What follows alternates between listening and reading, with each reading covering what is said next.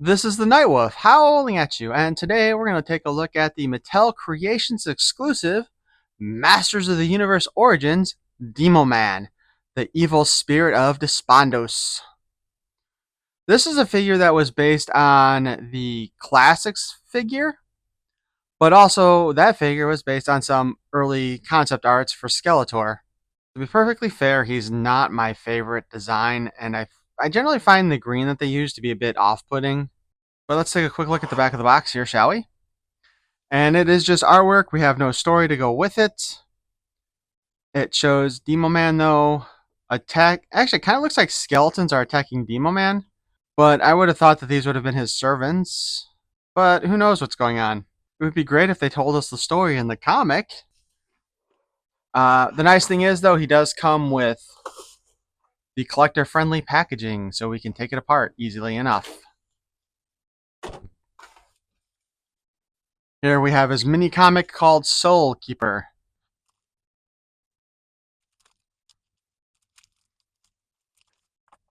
Soul Keeper, where we see Demoman on the front with Keldor and a half-burned Skeletor on the side.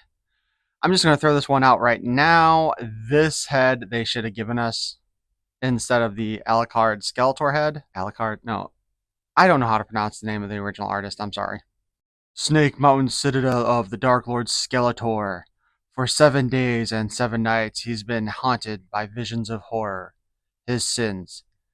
Keldor, look upon the destruction you've wrought. The innocent you corrupted. The lives you destroyed. This should not have been in a square box, by the way. I know you're somewhere in there, monster Keldor. Remember your promise. Shut up! Get out of my head! What's wrong, my lord? That hideous voice. Calenta! Demon plague, you are not welcome here. Begone!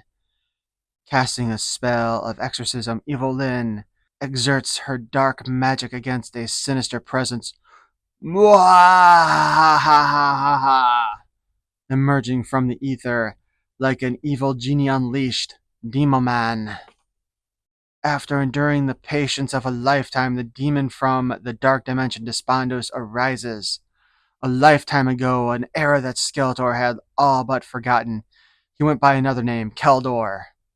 Brother to Randor, uncle to Prince Adam, traitor to his family. He turned against his lineage and lost.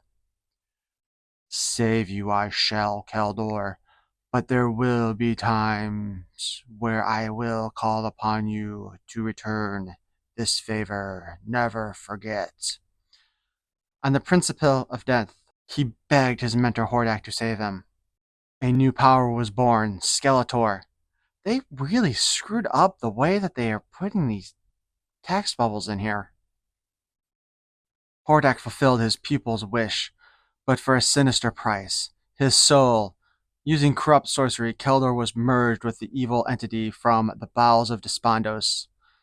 And they give us apparently a PlayStation code for a name. It wasn't until Skeletor accepted his new identity, learned to control black magic, did his powers reach their true potential. However, for a brief time, his consciousness was shared with the demons, a fact he hated. At the climax of a duel between Skeletor and He-Man, the evil known as Demoman was exorcised, freeing Skeletor's consciousness. Except for Evil Lyn just exorcised the demon also. What is it you want, demon? Your soul, ha ha ha. Okay, so he merged back in there. Yearning for Skeletor's power, Demoman, under Hordak's control, seeks to use it to merge Eternia and Despondos, unleashing hellish hordes upon the land. In a blinding instant, where shadow was fused with light, the demon was gone. Where did the devil go? I captured the evil one in this dungeon orb, banishing him within its dimensional folds. Begone, demon! Never again shall you plague Eternia. And so, at the heights of Snake Mountain, Skeletor exiled an evil even he could not endure. Into the black heavens the orb traveled. only to be intercepted by a sinister figure who would find it the most useful. Skeletor, my ambitious pupil, you have had so much to... You still have much to learn. I shall have you in my clutches once again. Despondos will be merged with Eternia, and the Horde shall rule all. Ha ha ha ha ha! And we gotta look at Modulok, who apparently is supposed to be offered back in 2000, or will be offered next year. Masters of the Universe!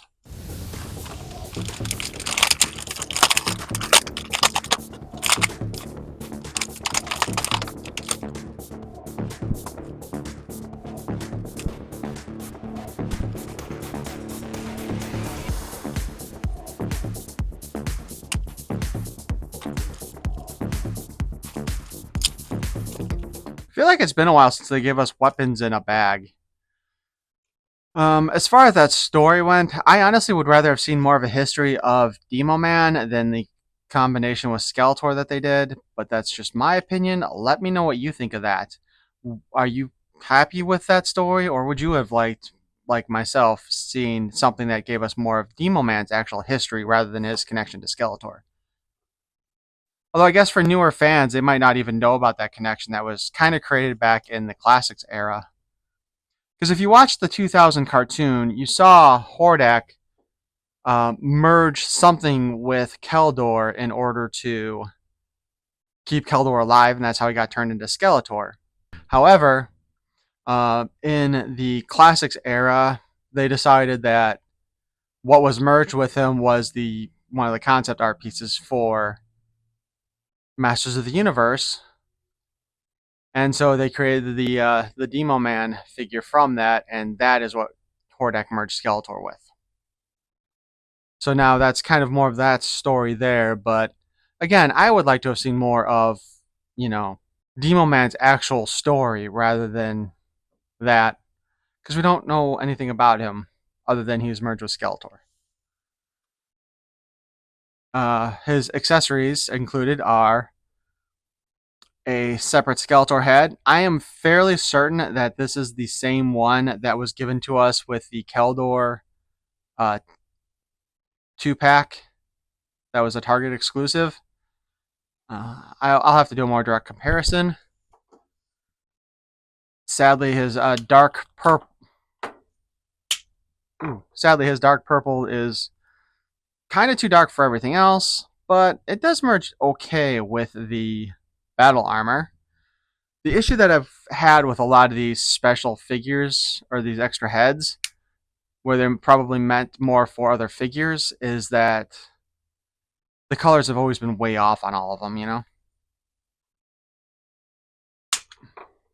But I've always been a fan of having kind of the glowing jewels in the eyes of Skeletor so that if the light hits them right, they practically glow. Though I don't think I'm going to get that effect while we're here. He comes with a skull head, and this is just basically, it looks like it's a one of the glow-in-the-dark skeleton warriors. Kind of want to see if more of those are on sale, because I want to army build those some more, because I really like those. And part of the reason why he comes with these two heads is because the original Demoman with Classics came with a skeleton head like this and a Skeletor head, which did color match well with everything else, and I was able to flip it out, swap it out with the other one. He comes with Fangor's sword, and the weapon that I consider to be the dumbest and practically the most useless weapon of all times in this line, Pighead's mace. I just am not a fan of this thing. I think I've mentioned that in a previous review where something came with this too. Now we get to our Demoman figure. Ugh. I'm already not impressed with some of this stuff here. I'm not gonna lie. Alright, so we do have a new head sculpt with a long beard and a bone in the beard. He is on a ball joint for the head. We can spin it around as long as we keep the beard up, but if we keep the beard down, it will interfere with everything. But he can look up fine. He can't really look down. He pretty much looks straight on because of the beard. The shoulder armor here is really obnoxious in my opinion. It is not attached to anything on the figure, it just sits on top. And we'll have to pop the head off later to take it off, and we will do that. Uh, but we know this is going to interfere because of its design in general, but we'll see how it goes. We can move the arm up, and that causes the armor, the shoulder stuff padding to come up with it. We can go down. We can spin it, and you see what happens to the armor there. Boom. Let's get back in position. This bit of... I'm not sure where this is supposed to be sit. Is this supposed to be on the bottom of his bicep there, like this? It's just... He's got an elbow stabby pointy thing, is basically what it kind of looks like. So, like, if he decides he wants to, like, just back his elbow into something.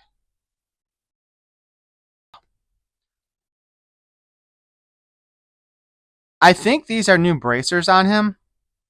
At first, I was kind of wondering if they were maybe the same ones that were used on the Turtles of Grayskull mutated He-Man, but they are actually part of the forearm sculpt. So obviously, it is not those because those came off. And I don't think I've seen these on any other figure.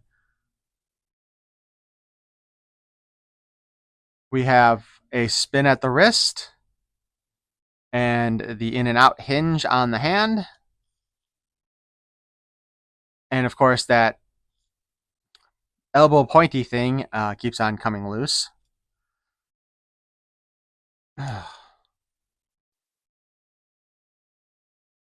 His... I'm just going to call it a dress in this case. His dress is one piece. It's not like some of the other figures where they have broken up the top and the bottom to give us a skirt and a top. It is one piece, and it does still allow the swivel articulation. It's high cut on the thighs, so bro is probably not wearing full panties. He's probably wearing a G-string underneath it. He can kick forward about yay far. It's not really hindering his kick, to be honest. And he can kick back yay far. So we have our standard. We have the single joint in the knee, and we can spin the knee around. We could also do that with the elbow, and I forgot to say that. We have the boot cup up at his side there. I'm trying to think. It's been so long. I'm pretty sure this might actually be a new piece here, because I don't really recall there being any of the masters with a without a boot on them in the Origins line. So who knows? Maybe they'll give us a barefooted He-Man for that Oolong or Ular mini comics version in the future.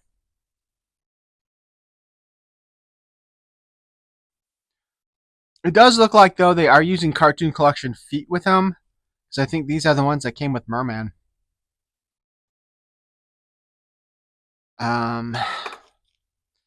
Yeah, so his armor is just this one piece, a little bit of paint on the front. It just sits there on top. Surprisingly, the arm guard that we were talking about earlier that I was complaining about, it also has a peg hookup on it instead of just being a slide on. But I guess it's because of the armband. It would be too hard to just slide it up there and still have it fit.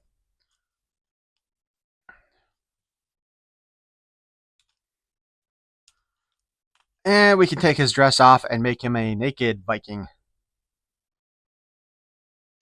Like so. Kind of like this look better, to be honest. The head sculpt on Demoman is definitely unique. And boy, does he got some big ears there. He's got the bony protrusions from his head, too. So is that supposed to be his skull coming out? Are those horns? But he's got the little jeweled tiara, which is kind of funny. But, his face is based mostly on a skull. Because remember, this was supposed to be an early prototype for Skeletor. If you want, you can swap out the heads. Seems kind of pointless to me.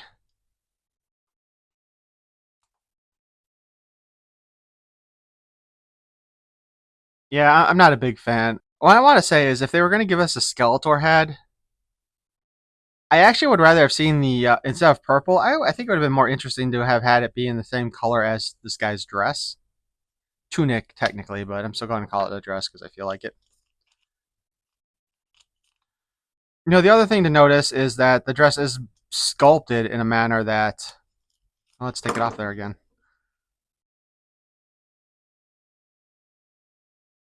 That the back and front of it are already moving, leaning forward, I guess you could say, or pushed forward and backward in order to alleviate some of the usual articulation thing.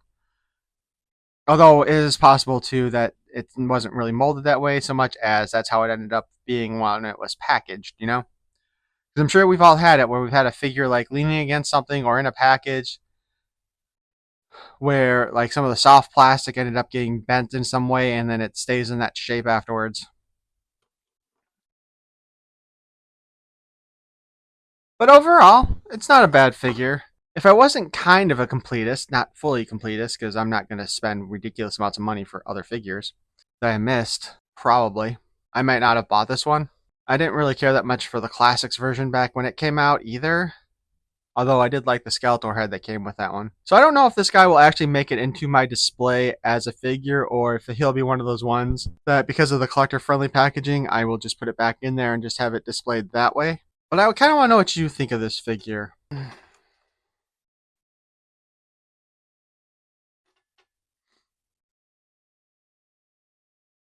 mean, overall, it's not bad. It's just, and the head sculpt is definitely unique for Masters of the Universe figures. I just, it's not one of my favorites. If you enjoyed the content here, please feel free to subscribe. I'm hoping to hit 500 before the end of the year. I think I'm still below 400 right now, so help a brother out. And peace and love.